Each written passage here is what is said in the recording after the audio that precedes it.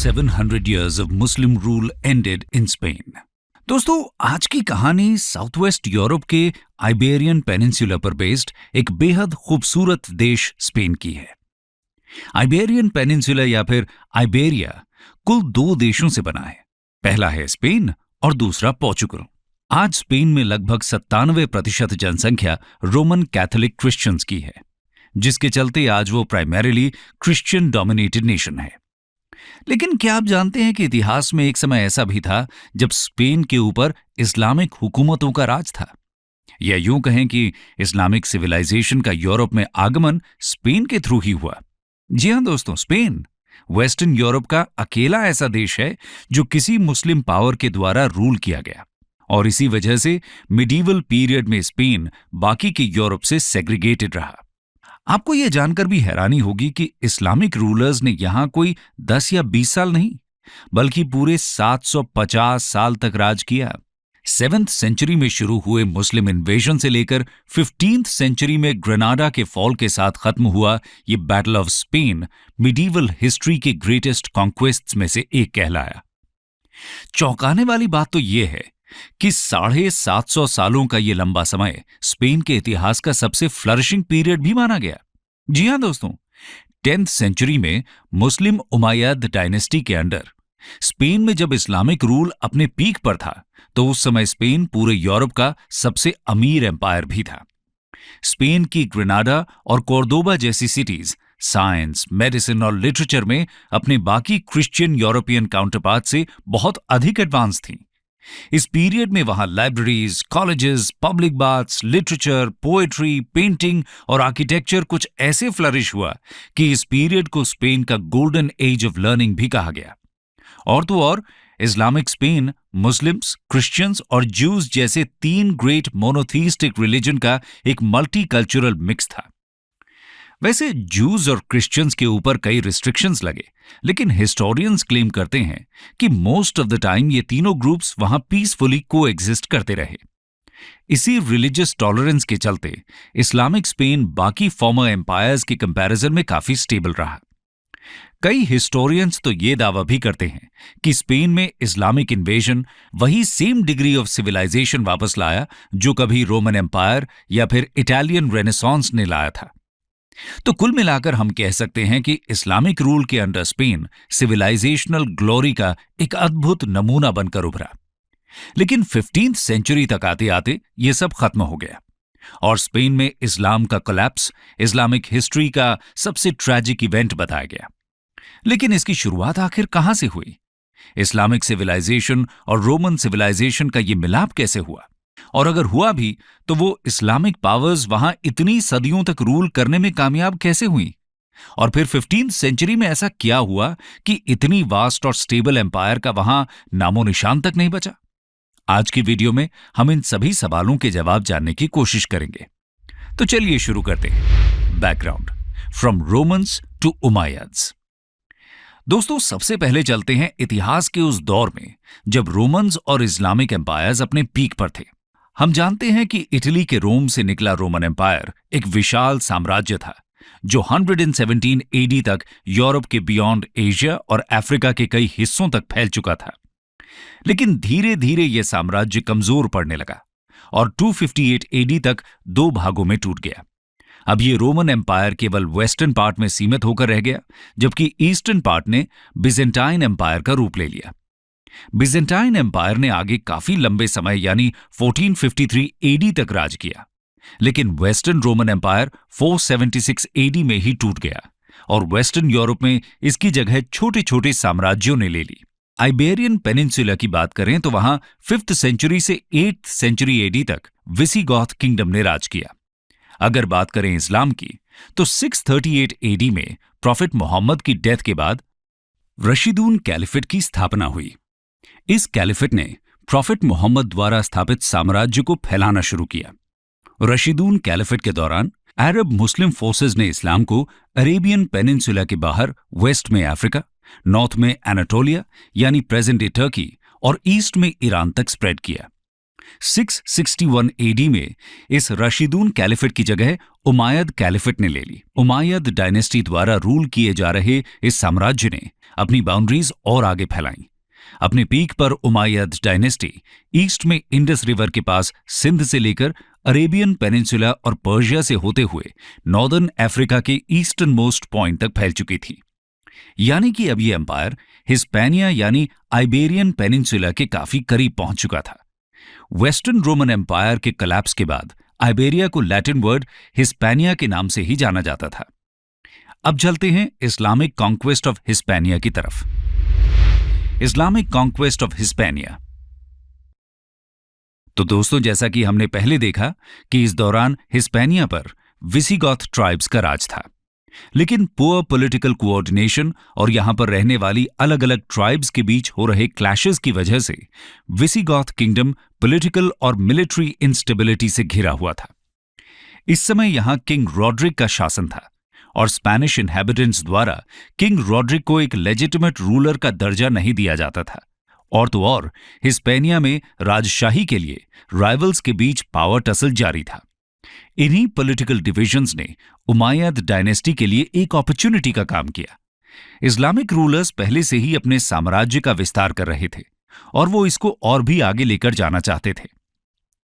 इसीलिए मौके का फायदा उठाकर उमाय्यद डायनेस्टी ने रिच एंड अनस्टेबल हिस्पैनिया पर अटैक कर दिया। कुछ हिस्टोरिकल अकाउंट्स यहां एक ऑल्टरनेटिव स्टोरी भी बताते हैं।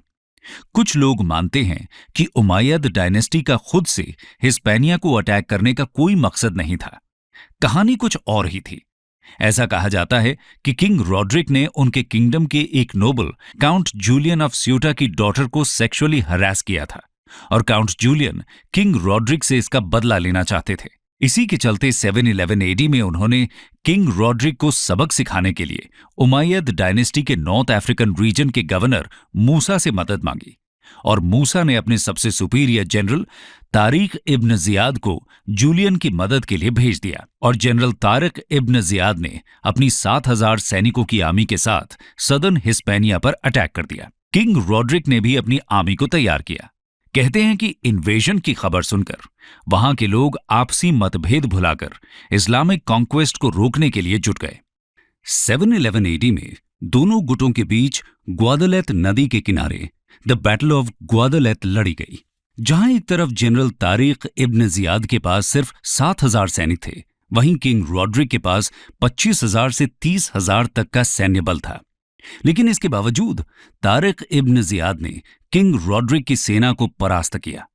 रॉड्रिक मारे गए और इस विक्ट्री को इस्लामिक इतिहास में सबसे रिमार्केबल विक्ट्री बताया गया। इस तरह से आइबेरिया में उमाय्यद डायनेस्टी का राज शुरू हुआ। धीरे धीरे मुस्लिम रूलर्स ने पेनिनसुला के हर कोने में खुद को एक्सपैंड किया। इस बैटल को जीतने के बाद जनरल तारिक की आर्मी वापस अफ्रीका आने के बजाय नॉर्थ की तरफ बढ़ी और आगे चलकर उन्होंने विसिगॉथ की कैपिटल टोलीडो को कॉन्कर किया।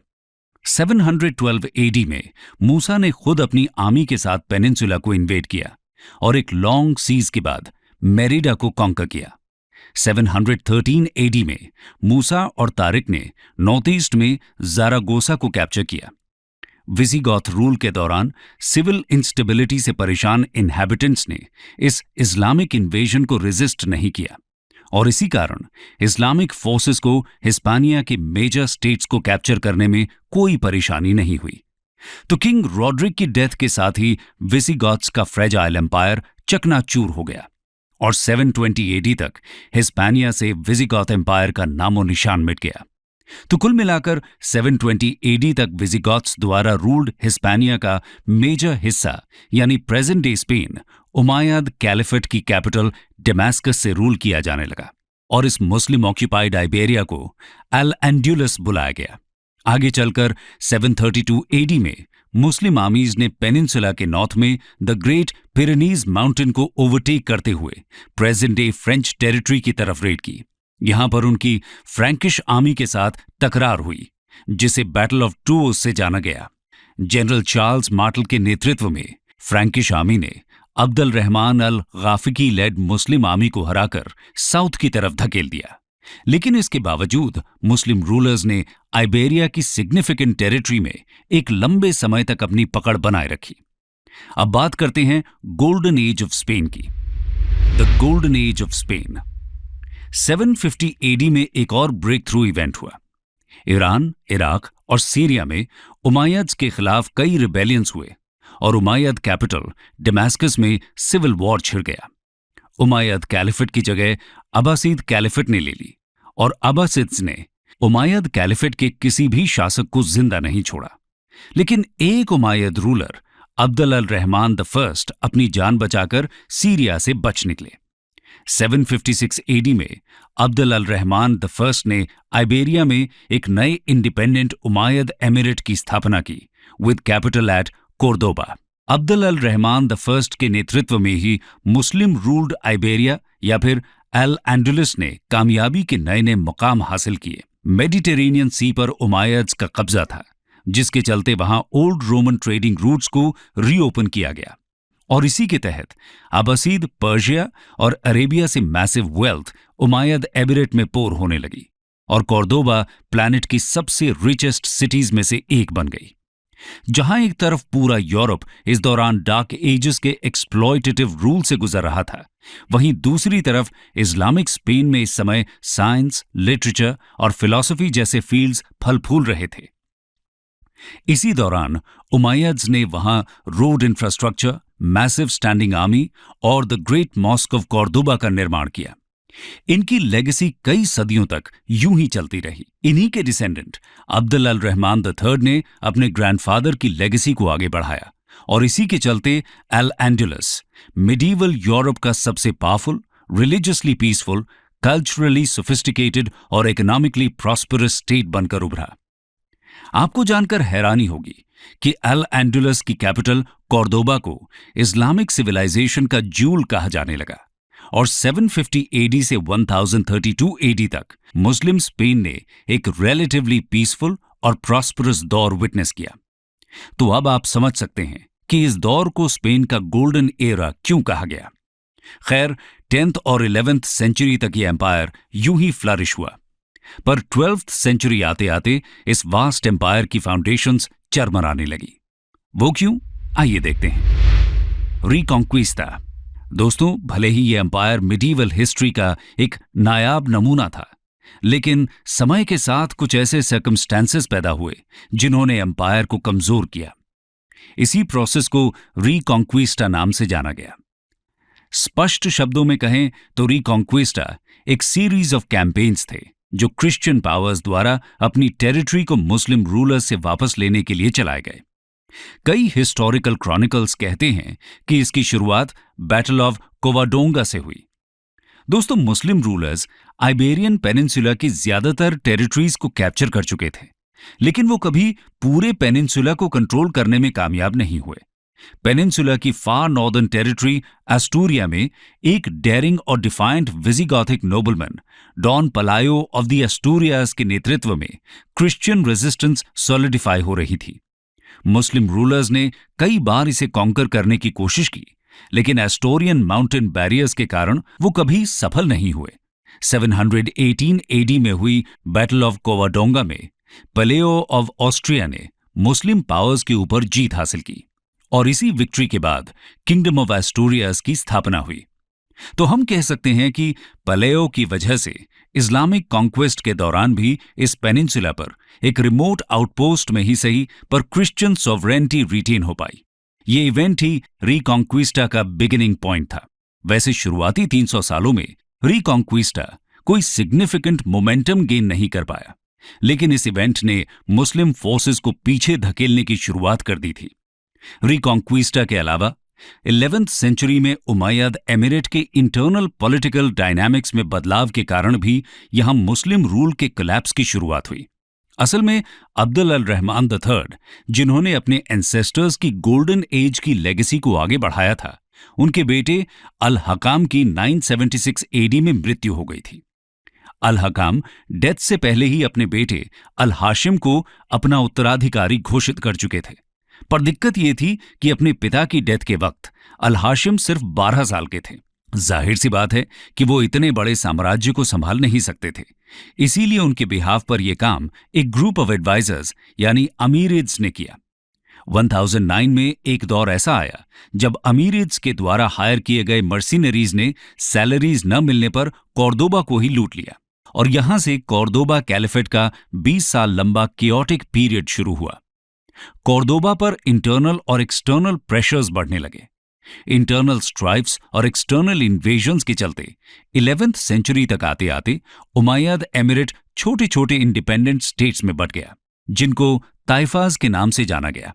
इस पॉइंट पर क्रिश्चियंस द्वारा चलाए गए रिकॉन्क्विस्टा ने अपनी पकड़ और मजबूत की। उधर यूरोप में क्रिश्चियंस मुस्लिम रूल के खिलाफ एकजुट होने लगे थे। 1031 आते आते Christian kingdom of Asturia, kingdom of Leon और किंगडम ऑफ कैस्टिया में बढ़ चुका था। इसके अलावा नॉर्दर्न आइबेरिया में फ्रैंकिश कॉन्क्वेस्ट्स के चलते कुछ और क्रिश्चियन किंगडम्स जैसे कि किंगडम ऑफ एरागॉन भी जन्म ले चुके थे। अगले कुछ दशकों तक इन क्रिश्चियन किंगडम्स ने एक साथ आकर डिवाइडेड ताइफाज यानी छोटे छोटे इस्लामिक स्टेट्स के अगेंस्ट लड़ना शुरू किया।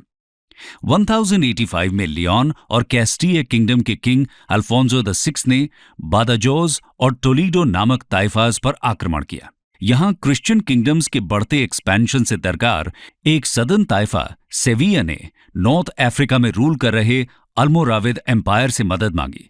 अल्मोराविद एम्पायर ने 1086 में आइबेरिया को इन्वेड किया और बचे हुए ताइफाज को यूनाइट किया। लेकिन दोस्तों, अल्मोराविद डायनेस्टी के रूलर्स नॉन मुस्लिम कम्युनिटीज के प्रति जरा भी टॉलरेंट नहीं थे।